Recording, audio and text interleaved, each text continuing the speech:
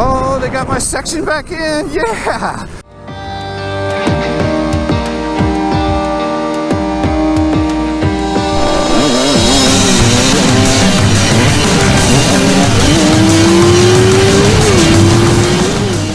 My favorite section.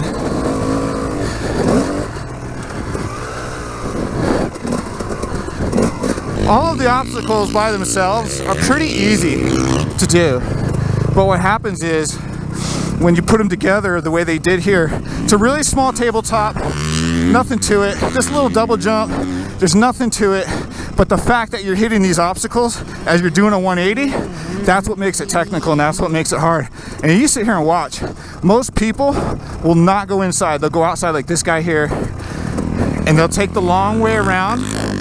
And then when somebody does go inside, they usually don't double.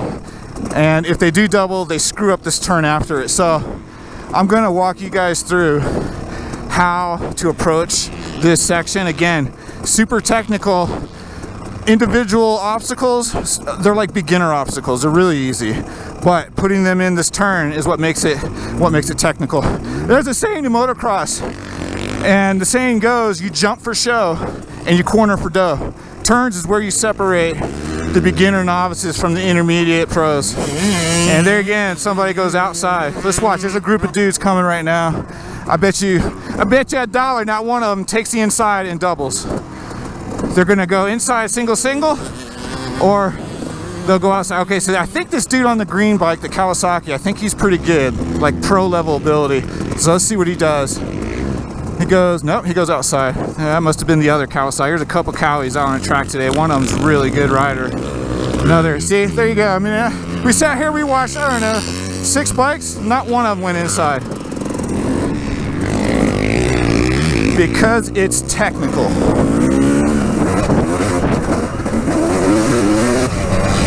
Woo.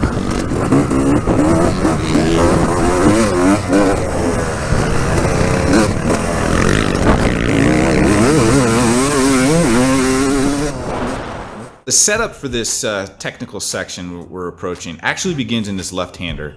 As I come out of the turn, if I'm in the middle or outside line, you'll notice that I move all the way over to the left. I want to jump this tabletop far to the left as possible. Now, if you're in the middle or outside line and you move over left, you want to make sure, obviously, that there's nobody else to your inside. You don't want to cut over and hit somebody or get hit by somebody faster behind you.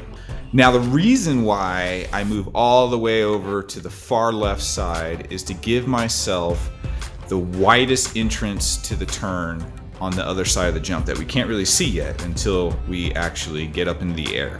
The wider your entrance is into the turn, the easier it is to turn the motorcycle, the less lean angle you need, and the easier it is to just flow your momentum through the turn. The other thing this does, by positioning myself all the way to the left, is now I've got options. I can just continue straight and take the outside line that everybody else was taking, or I can sweep to the inside and hit this little double jump. The next tip is make sure that you don't over jump this little tabletop. If you over jump it, or if you under jump it and come up short and bounce off, it's gonna be really, really hard to make the turn. You're gonna be carrying too much speed and you're going to lose time to start your turn because you're in the air. And it's the same thing if you come up short and bounce off of it, which isn't a problem, but you can't turn your bike when your wheel's in the air. So you want to make sure that you land at the top, nice and smooth, to give yourself the maximum amount of time to start turning the bike. The other thing I do is I have my finger on the front brake lever and I have my foot, even though you can't see it, covering the rear brake pedal so that I can land on the brakes. I will lock up the rear wheel and use that to pivot the bike around and then get on the gas immediately. And the transition from when you use the rear wheel to steer the bike and you lock up the rear brake and you kind of slide it around, the transition from getting off the brake to on the throttle has to be instantaneous. You got to time that as perfect as possible so that it doesn't upset the suspension. If you wait too long to get back on the gas, your shock is going to rebound, and then when you give it gas, it's going to compress again, You want to be able to time it so that as you hit the brakes and you sit into the bike, you get on the gas all at the same time. All of these different interactions have to like flow together. So those are my tips. Line selection is critical. You got to give yourself the best opportunity to make the turn. So get all the way to the left of the jump as far as possible. Tip number 2, don't over jump it. Don't under jump it and bounce off, because at the end of the day, you can't turn your bike if your wheels are in the air. So you want to land as close to the top, nice and smooth, to give yourself the most amount of time to get the bike leaned over and start heading towards this little double jump. Tip number 3, don't over jump the double jump. There's just not a lot of track on the other side of this little double to get your bike stopped and turn. Tip number 3, while you're in the air, make sure that you have your finger covering the front brake lever and your foot covering the brake pedal so that you don't lose any time.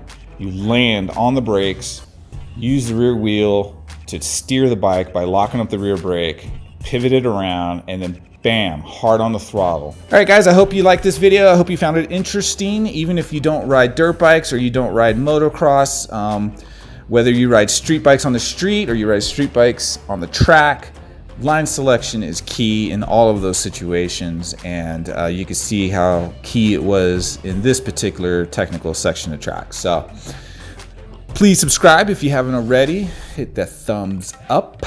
And if you are so inclined, please share the video. And we'll see you guys in the next one. Till then, keep the rubber side down and have a good one, guys. Woo!